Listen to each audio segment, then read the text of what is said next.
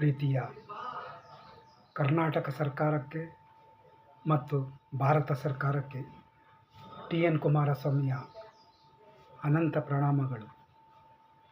ಭಾರತದಾದ್ಯಂತ, ಕರ್ನಾಟಕದಾದ್ಯಂತ ಮತ್ತು ತಿಪಟೂರು ಜನರಲ್ ಆಸ್ಪತ್ರೆ, ಶ್ರೀ ಜನೌಷಧಿ ಕೇಂದ್ರ, ಶ್ರೀ ಪ್ರಧಾನಮಂತ್ರಿಗಳಾದ ಶ್ರೀ ನರೇಂದ್ರ ಮೋದಿಜಿಯವರ ಹೆಸರಿನ ಈ ಒಂದು ಔಷಧದ ಮಳಿಗೆಗಳನ್ನು, ಮೆಡಿಕಲ್ಗಳನ್ನು ದಯವಿಟ್ಟು ಮುಚ್ಚಬೇಡಿ.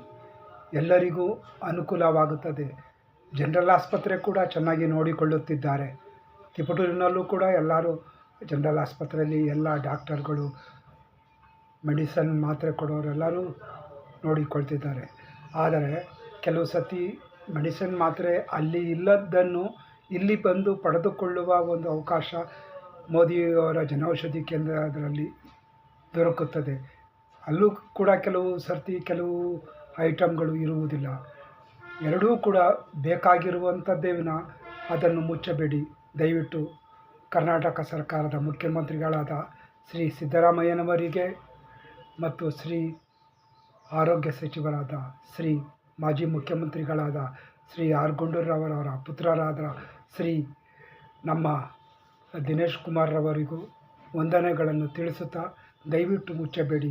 ಇನ್ನೂ ಹೆಚ್ಚು ಕ್ವಾಲಿಟಿಯಾಗಿ, ಪರಿಣಾಮಕಾರಿಯಾಗಿ, ರೋಗಗಳು ಅತ್ಯಂತ ಬೇಗವಾಗಿ, ಗಾಯಗಳು ಬೇಗವಾಗಿ ಗುಣವಾಗುವ ಪ್ಲಾಸ್ಟರ್ಗಳು, ಬ್ಯಾಂಡೇಜ್ಗಳು, ಪೌಡರ್ಗಳು, ಗಾಯದ ಪೌಡರ್ಗಳನ್ನು ಹೆಚ್ಚು ಒದಗಿಸಿ ಮತ್ತು ಕೈ ಬೆರಳುಗಳಿಗೆ, ಕಾಲು ಬೆರಳುಗಳಿಗೆ ಹಾಕುವ ಗ್ಲೌಸ್ಗಳನ್ನು ಅಲ್ಲಿ ನಾನು ತಿಳಿದ ಮಟ್ಟಿಗೆ ಇರುವುದಿಲ್ಲ.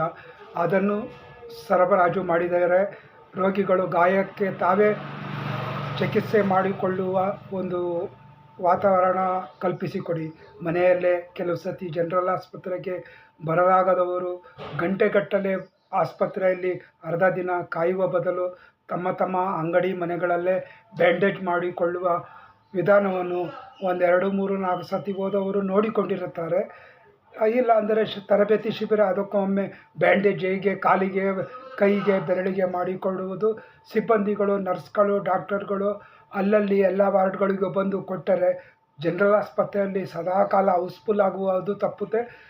ಸದಾಕಾಲ ಮನೆಯಲ್ಲೇ ಕೆಲವು ರೋಗಿಗಳು ತಾವೇ ಬ್ಯಾಂಡೇಜ್ ಮಾಡಿಕೊಳ್ಳುವ ಒಂದು ಅವಕಾಶ ಕಲಿತುಕೊಂಡಂತಾಗುತ್ತದೆ. ದಯವಿಟ್ಟು ನನ್ನ ಮಾತುಗಳನ್ನು ತಪ್ಪು ತಿಳಿದುಕೊಳ್ಳದೆ ಎಲ್ಲ ಔಷಧಿಗಳು ಜನರಲ್ ಆಸ್ಪತ್ರೆಯ ಒಳಗಿರುವ ಕೇಂದ್ರದಲ್ಲಿ, ಮಳಿಗೆಗಳಲ್ಲಿ ದೊರಕಲಿ ಉಚಿತವಾಗಿ.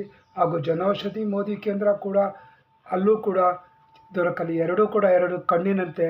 ಹಾಗಾಗಿ ಸಿದ್ದರಾಮಯ್ಯನವರು ಜನಗಳಿಗೆ ಬೇಕು, ಮೋದಿಯವರು ಬೇಕು. ಹಾಗೆ JDS ಪಾರ್ಟಿಯ ದೇವೇಗೌಡರು, ಕುಮಾರಸ್ವಾಮಿಯವರು ನಡೆಸುವ ನಮ್ಮ ಅಪ್ಪಾಜಿ ಕ್ಯಾಂಟೀನ್ ಕೂಡ ಬೇಕು. ಹಾಗೂ ಇಂದಿರಾ ಕ್ಯಾಂಟೀನ್ ಕೂಡ ಇತ್ತೀಚೆಗೆ ಒಳ್ಳೆಯ ರೀತಿ ಆಗುತ್ತಿದೆ, ಕ್ವಾಲಿಟಿ ಕೊಡುತ್ತಿದ್ದಾರೆ. ದಯವಿಟ್ಟು ಜನರಿಗೆ ಒಳ್ಳೆಯ ಕ್ವಾಲಿಟಿ ದೊರಕುವಂತಾಗಲಿ. ಯಾವತ್ತೂ ಒಂದು ಕಳಪೆಯ ಕ್ವಾಲಿಟಿ ಬರದಿರಲಿ. ಮತ್ತು ಸಿರಿಧಾನ್ಯದ ಹೋಟೆಲ್ಗಳು ಪ್ರಾರಂಭವಾಗಲಿ. ಹಾಗೂ ಶುಗರ್ ಪೇಷಂಟ್ನವರಿಗೆ, BP ಅವರಿಗೆ ಮನೆ ಹತ್ರನೇ ಬಂದು ಔಷಧಿ ಮಾತ್ರೆಗಳನ್ನು ಕೊಡುವ ಒಂದು ಆಂಬುಲೆನ್ಸ್ ಗಾಡಿಗಳು, ಆಪೆ ಗಾಡಿಗಳು ಆಂಧ್ರ ತೆಲಂಗಾಣ ಇದ್ದಂಗೆ ತಿಪಟೂರಿನಲ್ಲೂ ಕೂಡ, ಕರ್ನಾಟಕದಲ್ಲೂ ಪ್ರತಿ ವಾರ್ಡ್ನಲ್ಲಿ ಅವರೇ ಅನೌನ್ಸ್ ಮಾಡಿಕೊಂಡು, ಈಗ ಕಸದ ಗಾಡಿ ಹಾಗೆ ಯಾವ ರೀತಿ ಅನೌನ್ಸ್ ಮಾಡಿಕೊಂಡು ಬರುತ್ತಾರೋ, ಆರೋಗ್ಯ ಸಿಬ್ಬಂದಿ ಕೂಡ ಒಂದು ಗಾಡಿಯಲ್ಲಿ ಮಾತ್ರೆ BP ಶುಗರ್ದು ಕೊಡುವ ಹೊಸ ಸಿಸ್ಟಮು ಫಾರಿನ್ ಮಾದರಿಯಲ್ಲಿ ಬರಬೇಕು. ಆಗ ಅದರ ಹಾಡು ಸೌಂಡು ಕೇಳಿ ಜನಗಳು ತಾವೇ ಬಂದು BP ಶುಗರ್ ಅವರಿಗೆ ಸಂಬಂಧಪಟ್ಟ ಮಾತ್ರೆಗಳನ್ನು ತೆಗೆದುಕೊಳ್ಳುತ್ತಾರೆ. ಈಗಾಗಲೇ ಫಾರಿನ್ನಲ್ಲಿ ಇದೆಲ್ಲ ತುಂಬ ಹಳೆಯ ಮಾಡಲು. ಇಲ್ಲಿ ಭಾರತಕ್ಕೆ, ಕರ್ನಾಟಕಕ್ಕೆ ಇದು ಹೊಸ ಮಾದರಿ. ಹಾಗಾಗಿ ಹೊಸ ಹೈಟೆಕ್ ನವನವೀನ ಗಾಡಿಗಳಲ್ಲಿ ಎಲ್ಲ ಮಾತ್ರೆಗಳು, ಇಂಜೆಕ್ಷನ್ಗಳು ಕಾಣುವ ರೀತಿ ಮತ್ತು ಸಿಬ್ಬಂದಿಗಳು, ಡಾಕ್ಟರ್ಗಳು ಕುಳಿತುಕೊಂಡು ಸಂತೋಷವಾಗಿ ರೋಗಿಗಳು ಎಲ್ಲೆಲ್ಲಿ ಇದ್ದಾರೆ ಅಲ್ಲೇ ಹುಡುಕಿಕೊಂಡು ಬಂದು ಕೊಡುವ ವ್ಯವಸ್ಥೆ ಬರಲಿ. ಮತ್ತು ಅದು ಸಾಧ್ಯವಾಗದಿದ್ದರೆ ಸ್ಕೂಟರ್ಗಳಲ್ಲಾಗಲಿ, ಕೊರಿಯರ್ನಲ್ಲಾಗಲಿ ನಾವು ಫೋನ್ ಮಾಡುತ್ತಿದ್ದಂಗೆ ಶುಗರ್ BPಯ ಮಾತ್ರೆಯನ್ನು ತಲುಪಿಸುವ, ಗಾಯದ ಪೌಡರ್ಗಳನ್ನು, ಬ್ಯಾಂಡೇಜ್ಗಳನ್ನು, ಪ್ಲಾಸ್ಟರ್ಗಳನ್ನು ಕೊಡುವ ವ್ಯವಸ್ಥೆ ಬರಬೇಕೆಂದು ಈ ಮುಖಾಂತರ ಮಾನ್ಯ ಘನ ಸರ್ಕಾರವಾದ ರಾಜ್ಯ ಸರ್ಕಾರಕ್ಕೂ, ಕೇಂದ್ರ ಸರ್ಕಾರಕ್ಕೂ ಶ್ರೀ ಪ್ರಧಾನಮಂತ್ರಿಗಳಾದ ಶ್ರೀ ನರೇಂದ್ರ ಮೋದಿಜಿಯವರಿಗೂ ಹಾಗೂ ಕರ್ನಾಟಕದ ಮುಖ್ಯಮಂತ್ರಿಗಳಾದ ಶ್ರೀ ಸಿದ್ದರಾಮಯ್ಯನವರಿಗೂ ವಿನಂತಿ ಮಾಡಿಕೊಳ್ಳುತ್ತೇವೆ. ಇಬ್ಬರೂ ಎರಡು ಚಕ್ರಗಳಿದ್ದಂತೆ ಸುಗಮವಾಗಿ ನಡೆಯಲಿ. ಹಾಗಾಗಿ ಯಾರದೇ ವೈಭವೀಕರಿಸುತ್ತಿಲ್ಲ. ಅವರು ಬೇಕು ಇವರು ಬೇಕು. ಒಳ್ಳೆಯ ಕಾರ್ಯಗಳು ಯಾರೇ ಪಕ್ಷದವರು ಮಾಡಿದರೂ ಸಂತೋಷವಾಗಿ ಜನಗಳು ಸ್ವೀಕರಿಸುತ್ತಾರೆ. ಕೆಟ್ಟದ್ದು ಮಾಡಿದರೆ ಯಾವುದೇ ಪಕ್ಷ ಇರಲಿ ನೇರವಾಗಿ ಖಂಡಿಸುತ್ತಾರೆ. ಇದು ನಾವು ತಿದ್ದಿಕೊಳ್ಳಬೇಕಾದ ಸಮಾಚಾರವಿನ ನಮ್ಮ ಬಗ್ಗೆ ಹೇಳಿದರು, ನಮ್ಮ ಪಕ್ಷದ ಬಗ್ಗೆ ಮಾತಾಡಿದರು ದ್ವೇಷದ ರಾಜಕಾರಣ ಮಾಡಬಹುದು. ಸ್ನೇಹವಾಗಿ ಹೌದಲ್ಲವ, ನಾವು ತಪ್ಪು ಮಾಡಿದ್ದೇವೆ, ಆ ತಪ್ಪನ್ನು ತಿದ್ದಿಕೊಂಡು ಅವ್ರಿಗೆ ಒಳ್ಳೆಯ ಕ್ವಾಲಿಟಿ ಕೊಡಬೇಕು ಅನ್ನೋ ಒಂದು ಮನೋಭಾವ ಸರ್ಕಾರಗಳಲ್ಲಿ ಪಕ್ಷಗಳಲ್ಲಿ ಬರಬೇಕೇ ವಿನ ದ್ವೇಷದ ರಾಜಕಾರಣ ಎಂದೆಂದೂ ಬರದಿರಲಿ, ಶಾಂತಿಯುತವಾಗಿರಲಿ. ಆದಷ್ಟು ಬೇಗ ಜನಗಳಿಗೆ ಮಾತ್ರೆ ಔಷಧಿಗಳು ಅವರವರ ಜಾಗಕ್ಕೆ ತಲುಪಿಸುವ ವ್ಯವಸ್ಥೆ ಪೋಸ್ಟ್ ಮ್ಯಾನ್ ಮುಖಾಂತರವೋ ಕೊರಿಯರ್ ಮುಖಾಂತರವೋ ಯಾವ ರೀತಿ ಹೊಸ ಪ್ಲ್ಯಾನ್ ಮಾಡುತ್ತೀರೋ ಮಾಡಿ. ಈಗಾಗಲೇ ಹೊಸ ಭಾಗ್ಯಗಳು ಜನರಿಗೆ ತಲುಪುತ್ತಿವೆ. ಹಾಗೆ ಕೇಂದ್ರದಿಂದಲೂ ಬರಲಿ ಒಳ್ಳೆಯ ರೀತಿ. ಒಳ್ಳೆಯದಕ್ಕೆ ಪೈಪೋಟಿ ಇರಲೇ ವಿನ ಕೆಟ್ಟದ್ದಕ್ಕಲ್ಲ. ಕೇಂದ್ರ ಸರ್ಕಾರ ಒಳ್ಳೆಯದು ಮಾಡಿದರೂ ಸ್ವೀಕರಿಸುತ್ತೇವೆ, ರಾಜ್ಯ ಸರ್ಕಾರ ಒಳ್ಳೆಯದು ಮಾಡಿದರೂ ಸ್ವೀಕರಿಸುತ್ತೇವೆ. ಇಡೀ ಎಲ್ಲ ಪಕ್ಷಗಳು ನಮ್ಮ ದೇಹದ ಅಂಗಾಂಗಗಳಿದ್ದಂಗೆ. ಅದು ಮೇಲೂ ಇದು ಮೇಲೂ ಅನ್ನುವ ಪ್ರಶ್ನೆ ಇಲ್ಲ.